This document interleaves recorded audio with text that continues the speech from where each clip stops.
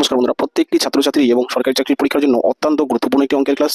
তো আজকের বিষয় শতকরা। তো দেখুন বন্ধুরা, কয়েক সেকেন্ডে কিভাবে এই টাইপের প্রশ্নের উত্তর করবেন সেটি আমি নিয়ে এসেছি। দেখুন আজকের প্রথম প্রশ্ন বলেছে, এক পরীক্ষার্থী 32% নম্বর পেয়ে 18 নম্বরের জন্য ফেল করলো এবং অপর এক পরীক্ষার্থী 37% নম্বর পেয়ে 5 নম্বর থেকে 12 নম্বর বেশি পেল। তাহলে পরীক্ষায় 5 নম্বর কত? তো এক্ষেত্রে অনেক সময় প্রশ্ন করে থাকে যে পরীক্ষায় মোট নম্বর কত। তো যাই হোক, দেখুন এই টাইপের প্রশ্নের উত্তর আমরা কীভাবে করছি, যে প্রথম পরীক্ষার্থী 32% নম্বর পেয়েছে, দ্বিতীয় পরীক্ষার্থী 37% নম্বর পেয়েছে। তো এই দুটো পার্সেন্টেজের তফাৎ কত? অর্থাৎ 32 আর 37-এর মধ্যে তফাৎ কত? 5%, তাই না? 32 থেকে 37 পর্যন্ত যেতে 5% লাগছে, ঠিক আছে? এই 5%টাই সমান সমান কত বন্ধুরা?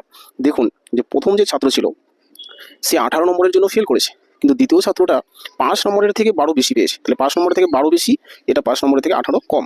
তাহলে এই দুটো নম্বরের মধ্যে ডিফারেন্স কিন্তু বন্ধুরা এই দুটোর যোগফল, তাই না? 5 নম্বরের পিছনে 18, 5 নম্বরের সামনে 12, অর্থাৎ টোটাল এই ডিফারেন্সটা কত হচ্ছে? 18 আর 12 মিলে হচ্ছে 30, অর্থাৎ তাদের প্রকৃত নম্বরের ডিফারেন্স হচ্ছে 30। তাই আমরা লিখতে পারি যে 5% সমান সমান 30।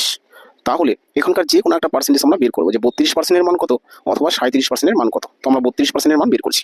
যে 5%-এর মান যদি 30 হয়ে যায়, তাহলে 32%-এর মান কত সেটা আমরা বের করছি, ঠিক আছে? 32%-এর মান কত?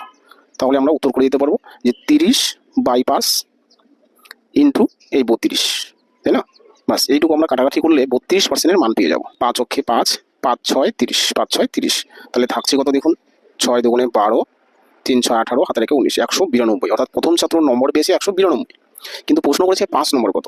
যে পাস করতে গেলে তাকে আরো 18 বেশি পেতে হবে, তাই না? যেহেতু বলেছে যে 32% নম্বর পেয়ে 18 নম্বরের জন্য ফেল করেছিল, তার জন্য আমরা কি করবো, এই 192-এর সাথে আরো 18 যোগ করে দিব, তাহলে আমরা 5 নম্বর পেয়ে যাবো। তাহলে 8 দিয়ে 10-এর 0, 9 একে 10, হাতে রেখে 11-এর 1, ঠিক আছে? এই 1 হাতে রেখে 2, অর্থাৎ টোটাল হচ্ছে 5 নম্বর 210।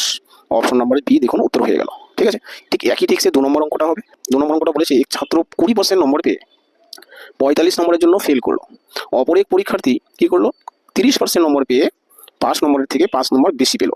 তাহলে পরীক্ষায় 5 নম্বর কত? তাহলে আমি বললাম একই টাইপের অঙ্ক, অর্থাৎ এখানে আমরা কি করবো, ডাইরেক্ট এই 20 আর 30-এর পার্থক্য কত? 10, তাই না? সে 10% সমান সমান কত? 10% সমান সমান হচ্ছে এই দুটোর যোগফল, 45 আর এদিকে 5। তাহলে 45 আর 5 মিলে কত হচ্ছে? 50, অর্থাৎ 10% সমান সমান 50। তাহলে 1% সমান সমান কম, 10 ভাগ হয়ে গেল। এবার আমরা বের করবো কি 20%-এর মান। তাহলে 20% সমান সমান কত? ঠিক আছে, এই শূন্য কাটা, তাহলে 5 20-তে হচ্ছে 100। তাহলে 20% মানে হচ্ছে 100। তাহলে প্রথম ছাত্র এই 100 নম্বর পেয়ে কতর জন্য ফেল করেছে? 45 নম্বরের জন্য ফেল করেছে। তাহলে আরো তিনি 45 নম্বর বেশি পেতে হবে, অর্থাৎ 100-র সাথে যদি আরো 45 যোগ করি কত হবে? 145।